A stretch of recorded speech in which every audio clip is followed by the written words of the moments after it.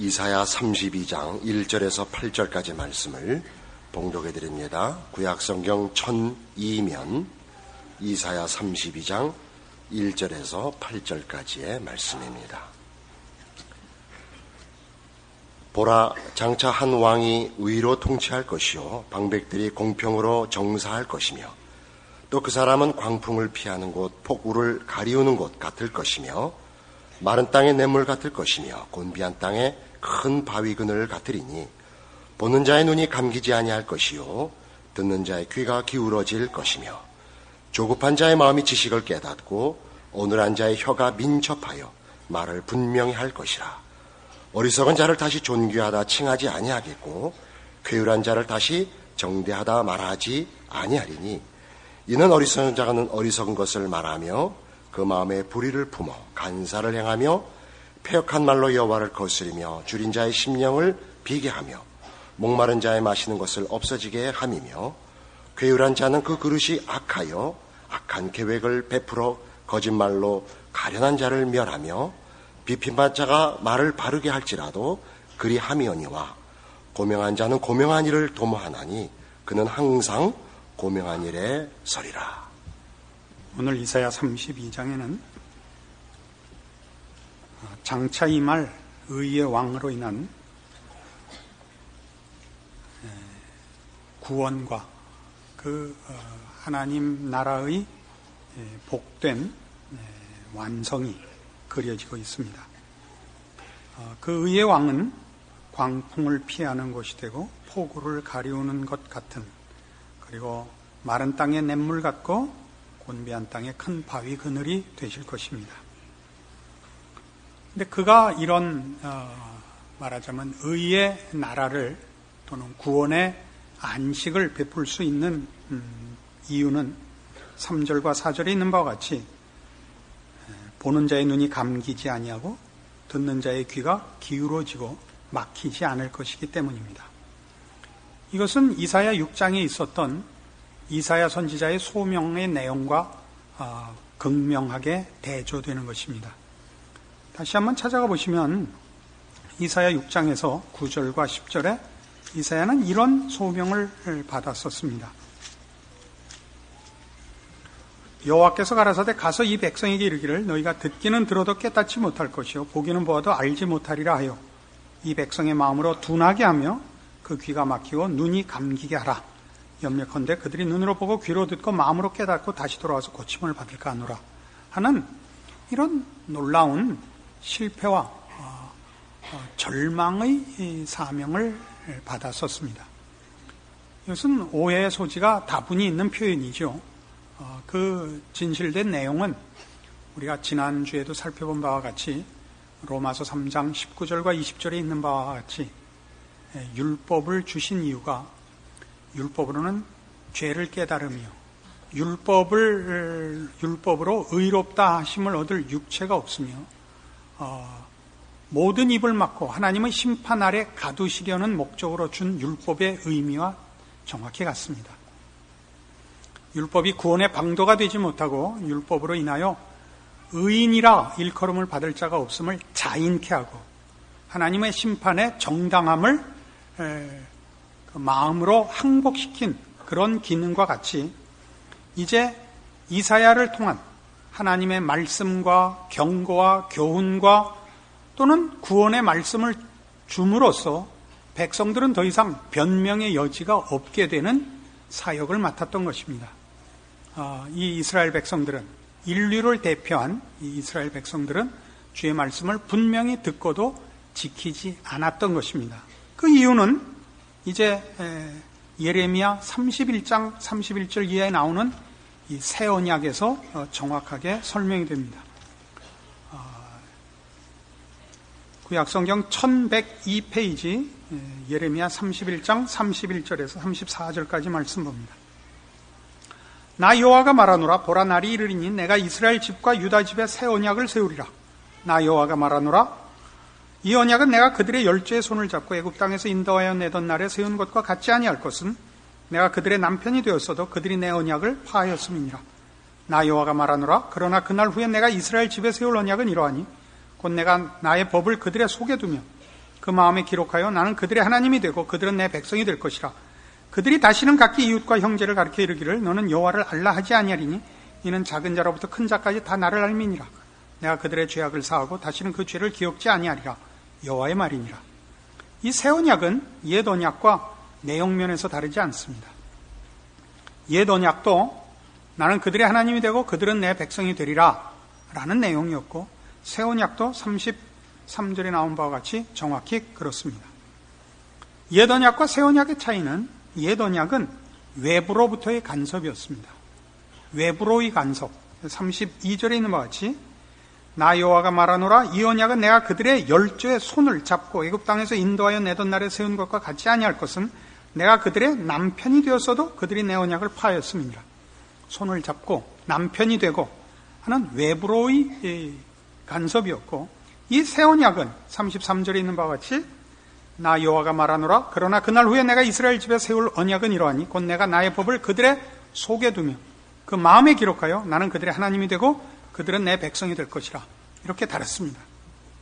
그래서 오늘 본문에 돌아오시면 이사야 32장 15절에도 필경은 위에서부터 성신을 우리에게 부어주시리니 광야가 아름다운 밭이 되며 아름다운 밭을 삼림으로 여기게 되리라 라고 해서 하늘로부터 허락되는 간섭이, 여기 성신, 우리 주로 쓰는 용어로는 성령께서 우리의 마음속에 오시고 우리를 인도하시고 보호하시고 지키시는 내적 간섭을 여기서도 약속하고 있습니다.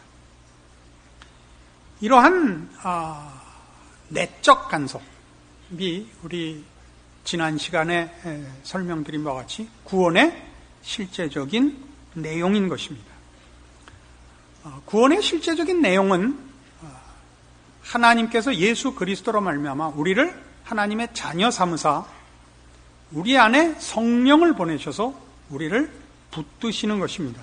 우리는 그것을 다시 확인하기 위해서 로마서 8장으로 가서 분명하게 못을 박아놓읍시다. 신약성경 249페이지 로마서 8장 1절부터 다시 봅니다. 그러므로 이제 그리스도 예수 안에 있는 자에게는 결코 정죄함이 없나니 이는 그리스도 예수 안에 있는 생명의 성령의 법이 죄와 사망의 법에서 너를 해방하였습니다. 자, 구원받은 이가 정죄를 받지 않는 이유, 심판을 받지 않는 이유, 멸망당하지 않는 이유는 관계가 달라졌기 때문입니다. 하나님과 우리의 관계가 법적 관계가 아니라 사랑과 성령의 법으로 말미암는 은혜의 관계에 있기 때문입니다. 이것이 왜 중요하냐면 구원을 얻었다고 해서 여러분의 본성이 바뀌지 않는다는 사실입니다. 이 부분이 한국 교회에서는 설명이 아직 정확치 않은 것으로 보입니다. 그리고 우리는 막연히 구원을 얻으면 옛 성품이 없어지고 새 성품으로 거듭난다라고 쉽게 생각을 합니다. 이 쉽게 생각한다는 것은 그 말이 틀린 것은 아니지만 그 새 성품이 무엇을 의미하는지가 정확히들 이해되어 있지 않는 것 같습니다. 즉 우리는 모두 막연히, 이 막연이라는 말을 자꾸 써서 죄송하지만 사실이 그래서 그래요. 옛날에 죄 짓던 성품이 싹 없어지고 죄에 대하여는 전혀 감각도 없고 유혹도 받지 않고 오직 신령한 것을 사모하는, 지난주 설명식으로 하면 자동화되고 기계화된 존재로 거듭난다라고 기대를 하곤 합니다. 그러나 현실적으로 우리가 구원을 얻은 이후에 자동적으로 선을 행하고 자동적으로 거룩해지는 것이 아니라 우리는 죄와의 갈등을 더 많이 누리고 있습니다. 더 많이 고민하고 더 많이 갈등하고 더 많이 실패합니다. 그런 실패의 그 사실을 우리 모두가 너무나 뚜렷하게 그리고 매일 경험하고 있습니다. 이게 구원이 맞나? 그런 생각이 들 정도입니다. 왜 그렇다고요? 우리의 본성을 바꿔놓지 않습니다. 우리는 분명 하나님에 대한 감각이 있고 거룩에 대한 감각이 있는 자로 거듭난 것은 사실이지만 옛 성품이 완전히 제거되고 새로운 성품으로 완전히 바뀌었습니다. 바뀌어져 있지 않습니다. 그것은 이루어 나가야 됩니다.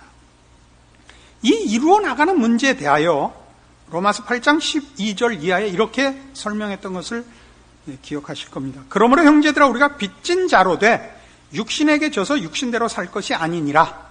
너희가 육신대로 살면 반드시 죽을 것이로되 영으로서 몸의 행실을 죽이면 살리니 무릇 하나님의 영으로 인도함을 받는 그들은 곧 하나님의 아들이라. 하나님의 영으로 인도함을 받는 우리는 하나님의 아들입니다. 그러나 이렇게 하나님의 영으로 인도함을 받는 구원을 은혜로 얻어서 빚진 자인데 육신에게 져서 사는 현실이 있을 수 있다 이겁니다. 그러니까 이렇게 얘기하는 거죠. 형제들아 우리가 빚진 자로 돼 육신에게 져서 육신대로 살 것이 아니니라 라고 나오는 것은 육신에게 지는 삶이 현실적으로 가능한 것입니다. 빚졌고 은혜를 입었고 구원을 얻었을 때 성령의 인도함을 받았으나 성령의 인도함이 자동화되어 있고 기계화되어 있지 않다 말입니다. 이렇게 얘기해 봅시다. 우리가 신앙생활하면서 많은 회개를 합니다. 회개는 다 뭐죠? 내가 잘못했습니다. 내가 죄를 졌습니다. 용서해 주시옵소서. 다시는 죄를 짓지 않겠습니다. 우리 회개를 이렇게 하죠. 그러니까 말하자면 회개는 죄로부터 선과 거룩으로의 약속을 하는 것입니다. 죄의 용서를 빌고 그 용서를 비는 하나의 조건으로서 다시는 그러지 않겠습니다인데 이 설명 혹은 이 표현, 이 이해는 정확히는 맞지 않습니다. 회개란 이렇게 하는 것입니다. 나로부터 하나님께 맡김으로를 회개라 그럽니다. 우리는 내가 죄를 진 사실을 실패라고 인정하고 다시는 그러지 않겠다.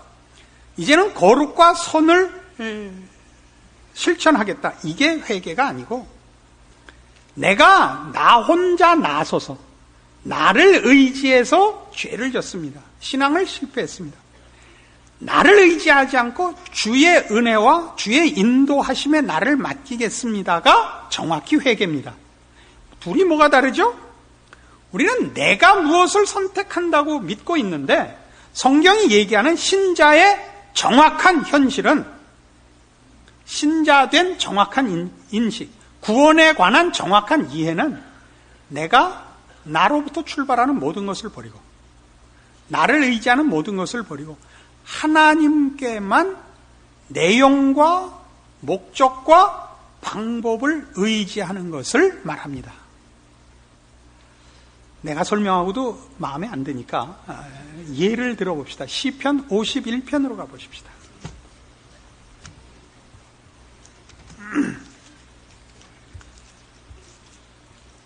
시편 51편은 그 유명한 다윗의 회개의 시입니다. 그는 밧세바와 사고를 치고 나단의 지적을 받고서 하나님 앞에 이제 회개를 합니다. 그 회개를 하면 조금 전에 설명드린 바와 같이 내가 잘못했습니다. 다시는 안 그러겠습니다. 이게 우리 보통 아는 회개인데 시편 51편에 그게 없습니다. 내가 잘못했습니다는 있는데 다시는 안 그러겠습니다가 없습니다. 놀랍지 않습니까? 이렇게 중요한 내용에 대해서 놀라지 않는 건 큰 죄입니다. 이건 놀라셔야 됩니다. 보세요. 시편 51편 1절. 하나님이여 주의 인자를 쫓아 나를 긍휼히 여기시며 주의 많은 자비를 쫓아 내 죄가를 도말하소서. 나의 죄악을 말갛게 씻기시며 나의 죄를 깨끗이 제하소서. 이 처음에 내 죄를 용서해 주십시오가 내가 범죄했습니다. 실수했습니다. 다시는 그러지 않겠으니 용서해 주십시오가 아니라 주의 인자와 긍휼과 긍휼과 자비를 쫓아 내 죄를 용서해 주십시오입니다. 3절 대전하는 내 죄가를 아오니 내 죄가 항상 내 앞에 있나이다. 내가 주께만 범죄하여 주의 목전에 악을 행하였사오니 주께서 말씀하실 때 의로우시다 하고 판단하실 때 순전하시다 하리다. 내가 죄악 중에 출생하였으며 모친이 죄 중에 나를 잉태하였나이다. 죄악 중에 출생했다는 건 뭐냐면 내가 만들어질 때 내가 만들어진 모든 부속품이 죄로만 되어 있었다 이겁니다. 죄라는 부속으로만 내가 만들어져 있기 때문에 죄밖에 나는 질 수가 없습니다. 3절에도 나는 내 죄가를 아오니 내 죄가 항상 내 앞에 있나이다. 내 선택의 그 내용 속에 죄라는 목록밖에 없었다고요. 죄 외의 것은 내 선택의 메뉴 속에 없었다고요. 아시겠습니까? 이게 다윗의 그 회개에 중심되는 내용입니다. 다윗이 깨우친 건 이겁니다. 나는 죄밖에 질 줄 모르고 내가 선택할 수 있게 죄밖에 없구나. 여기에 대한 그의 깨우침입니다. 그래서 9절, 주의 얼굴을 내 죄에서 돌이키시고 내 모든 죄악을 도말하소서. 하나님이여 내 속에 정한 마음을 창조하시고 내 안에 정직한 영을 새롭게 하소서. 나를 주 앞에서 쫓아내지 마시며 주의 성신을 내게서 거두지 마소서. 주의 구원의 즐거움을 내게 회복시키시고 자원하는 심령을 주사 나를 붙드소서. 자, 나를 용서하시고 나를 고쳐주십시오입니다. 고쳐주십시오. 주의 성신을 주시고 정한 마음을 창조해 주십시오. 내 안에 있었던 정한 마음을 다시 깨끗게 해 주십시오가 아니라 내 안에 정한 마음은 없는 것이니 창조, 무에서 유를 만들어 주십시오입니다. 그게 회개십니다. 그래서 그의 회개는 그 정확한 중심 내용이 무엇에서 확인되냐면 13절, 그러하면 내가 범죄자에게 주의 도를 가르치리니 죄인들이 주께로 돌아오리이다입니다. 이거 보세요. 기독교가 얘기하는 구원이나 회개는 죄인들용입니다. 의인들용이 아닙니다. 만일 다윗이 내가 잘못했습니다. 나를 용서하십시오. 내가 다시는 죄를 짓지 않고 내가 의롭고 신앙의 승리와 책임 있는 충성으로 가겠습니다 했으면 그것은 누구에게 선포될 거냐면 의인들에게 선포돼야죠. 의인들에게. 돌아온 자들의 것이죠. 자신의 실수와 실패를 디디고 극복하고 승리한 자들의 것이 되죠. 아니요, 다윗은 자기의 회개와 그 용서를 누구에게 펼치기로 하냐면 죄인들에게 펼치기로 합니다. 자신이 죄밖에 지을 줄 모르는 자며 자기의 선택이 죄밖에 없었던 자인 것과, 그래서 구원이 하나님의 은혜와 긍휼과 자비에 의한 것이, 전적으로 하나님의 긍휼에 의한 것임이 확인되자 이것은 누구에게 복음이죠? 범죄자에게 복음인 것입니다. 범죄자에게. 아시겠습니까? 의지의 신앙인에게 복음이 아니고 범죄자들에게 복음인 것입니다. 그래서 그 유명한 16절에 나오는 주는 제사를 즐겨 아니하시나니 그렇지 않으면 내가 드렸을 것이라. 주는 번제를 기뻐 아니하시나이다. 하나님의 구하시는 제사는 상한 심령이라. 하나님의 상하고 통회하는 마음을 주께서 멸시치 아니하시리다가 결론으로 나오는 것입니다. 제사는 뭡니까? 내가 바치는 정성이죠. 내가 바치는 정성. 이게 제사요, 번제입니다. 하나님이 이걸 원치 않는다는 건 뭐냐면 우리 안에 하나님이 받으실 만한 것이 없다라는 얘기입니다. 그러니까 구원으로 우리가 얻은 것이 뭐죠? 하나님입니다. 구원을 얻은 건 하나님. 구원받은 나가 아니라 하나님이 내 아버지가 되셔서 나의 필요한 것이 아버지로부터 허락된다는 것이 구원입니다. 그러니까 우리의 신앙이란 뭐냐? 회개가 그렇듯이, 회개가 뭐였죠? 나를 의지한, 내 안에 무슨 거룩한 생산 공장을 만들거나 거룩한 의지를 발동하는, 그래서 만들어내는 결론이 아니고 내가 아니고 하나님으로부터만 이라는 것을 아는 것, 이것이 회개요 또한 신앙인 것입니다. 우리의 신앙은 나를 의지하지 않고 나를 나에게 맡기지 않고 하나님께 맡기며 하나님께 의지하여 하나님으로부터만 우리의 필요한 것을 얻어낼 수 있으며 얻어야 하며 하나님이 주시는 것으로만 싸우며 이기며 내용을 삼고 목적을 삼는다는 것이 신앙입니다. 그걸 정확히 골로새서 3장에서 이렇게 소개하고 있습니다. 신약성경 327페이지 골로새서 3장 16절입니다. 그리스도의 말씀이 너희 속에 풍성히 거하여 모든 지혜로 피차 가르치며 권면하고 시와 찬미와 신령한 노래를 부르며 마음에 감사함으로 하나님을 찬양하고 또 무엇을 하든지 말에나 일에나 다 주 예수의 이름으로 하고 그를 힘입어 하나님 아버지께 감사하라. 그리스도의 말씀이 너희 속에 풍성히 거하고 무엇을 하든지 예수의 이름으로 하라. 이게 정확히 무슨 뜻이냐? 봐요. 여러분이 미운 사람을 사랑할 수 없고 여러분이 죄를 뿌리칠 수가 없습니다. 그러나 예수님은 하십니다. 예수님은 물론 죄를 뿌리치시며 원수를 사랑하십니다. 그를 조롱하는, 십자가 밑에서 그를 조롱하는 백성들을 향하여 뭐라고 하셨습니까? 아버지여 저들을 사하소서, 저들이 자기가 하는 일을 알지 못하나이다입니다. 우리가 그런 마음을 가지며 그런 실력을 가지는 법은 어떻게 하는 것이냐면 그 일에 예수님으로 나를 대체하는 것입니다. 이해하시겠습니까? 내가 내 속에서 그런 사랑이 나오기를 바라갖고는 우리는 죽었다 깨도 못합니다. 하나님은 우리 안에 그런 새로운 생산 공장을 만들어 주시지 않습니다. 성령님을 보내셨을 뿐입니다. 성령 하나님이 나의 반응과 나의 결정을 대신하게 하십시오. 여러분은 외국어를 하듯이 외우고 그렇게 신앙의 실천이라는 것을 여러분 마음이 우러나오기를 바라지 말고 그렇게 갖다 붙이셔야 되는 겁니다. 영어 어렵죠. 영어는 우리가 하는 말과 그 정서면에서, 내용면에서 다른 게 너무나 많습니다. 그들이 그렇게 쓰고 그 말뜻을 그렇게 알아듣습니다. 그렇게 해야죠. 외워서 해야죠.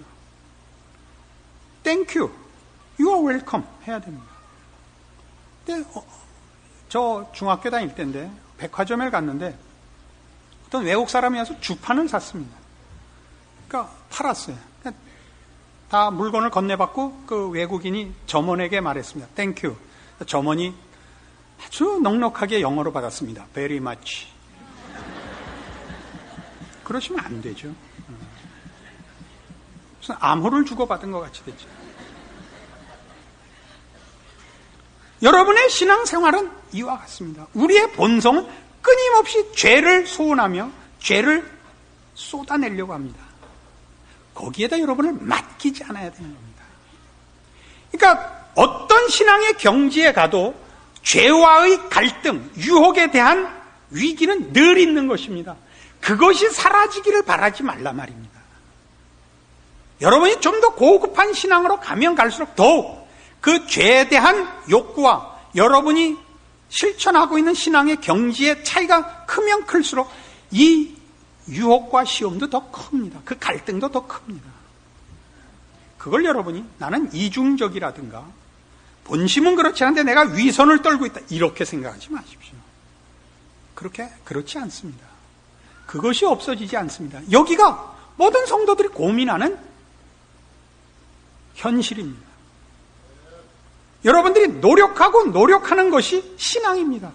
여러분을 내세우지 않고 그리스도로 여러분을 대신하게 하는 겁니다. 그렇다고 해서 여러분이 기도원 들어가서 성경책 붙어안고 밤새 뒹굴라는 뜻이 아닙니다.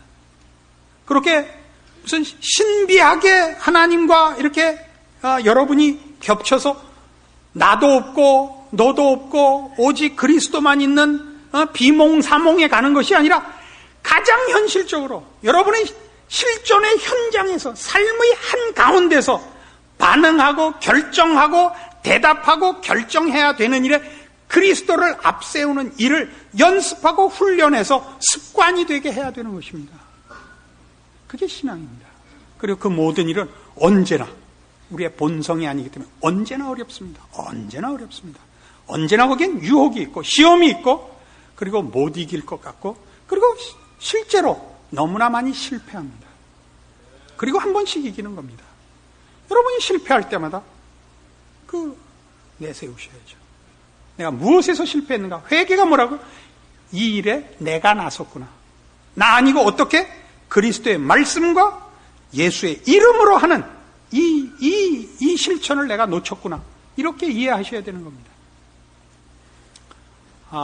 박정희 목사님이라고 제가 이름은 밝히지 않겠습니다. 지난번에 여름에 공부하러 미국에 갔다가 돌아오는데 이제 묻습니다. 출국하는데 혹시 공항에서 혹시 남이 맡긴 물건이나 폭탄이나 마약류를 가지고 있는가? 영어가 잘 안 되면 한국 사람들은 yes, okay, yes. 그러니까 그 사람이 너무 놀란 거야. 폭탄과 마약과 남이 맡긴 물건을 예스 오케이. 당신은 어느 나라 사람인가? 한국 사람입니다. 그래서 통역을 불러온 겁니다. 그래서 준 걸 보니까 의학이죠. 노. 그러니까 실력이 생기지 않았는데 하는 척 하지 마시고, 실력껏 모르겠으면 통역을 부르시라니까요. 성경을 불러내는 겁니다. 어떻게 하라 그랬는가? 여러분 마음속에서 신령한 일과 고급한 신앙의 수준이 쏟아져 나오고 판단이 안 그러니까. 그래서 성경을 보는 겁니다. 뭐라고 했는가? 어떻게 하라고요?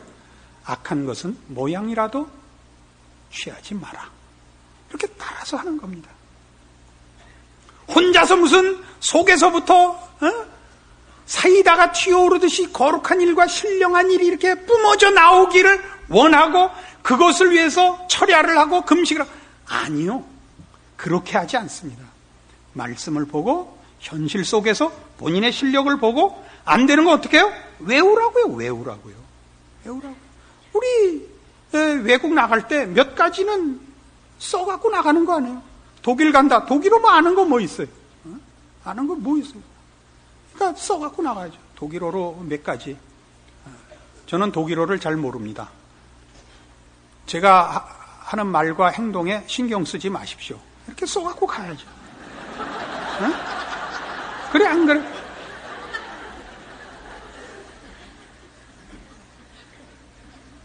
여러분이 가지는 신앙의 현실을 보십시오. 한국교회 성도들의 가장 큰 혼란은 아마 여기에 있었던 것 같습니다. 나는 아닌 게보다 이 싸움 하느라고 아무것도 못했다니까요. 내가 구원받은 게 맞나? 나는 왜 늘 실패할까? 나는 왜 늘 시험에 들까? 나는 왜 아직도 죄의 욕망이 더 클까? 이것 때문에 우리가 시험에 든 거예요. 아닌 갭이다, 긴 갭이다. 그래서 어느 날 확 어떻게 한다고요? 어떤 감당 못할 무리한 짓을 해요. 40일 금식기도. 이렇게 가는 거예요. 집 팔아서 헌금하기. 이렇게 했던 거예요. 어떻게든 확인하고 싶었으니까. 아니라니까요. 어떻게 하자고요? 다윗이 어떻게 회개를 했다고요? 나는 죄악 중에 출생했습니다. 내 앞에는 죄밖에 없습니다. 그래서 어떻게 하기로 했다고요? 주께서 은혜를 베푸시고 내 안에 정직한 영을 창조하시고 주께서 나를 붙잡아 주십시오. 주께서 원하는 제사는 뭐라고요? 상한 심령이라고요. 주님, 제가 주님 놓고 나 혼자 까불다 또 실패했습니다. 그거 갖고 나오라고요. 갖고 나오는 건 뭘 의미해요? 주께서 저를 지켜주십시오. 주만 의지하겠습니다. 그게 상한 심령이죠. 제사를 원치 않는다. 그러니까 그럼 우리 가만히 자빠져 있어도 된다. 그런 뜻 아니라고요. 이것이 성경이 우리에게 허락한, 약속한, 설명한 구원이요. 구원받은 성도들의 복입니다. 주께서 우리의 답이십니다. 우리의 구원이십니다. 그는 우리의 인도자시며 보호자시며 우리의 약속한 그 구원의 복된 완성을 안겨주실 우리의 아버지십니다.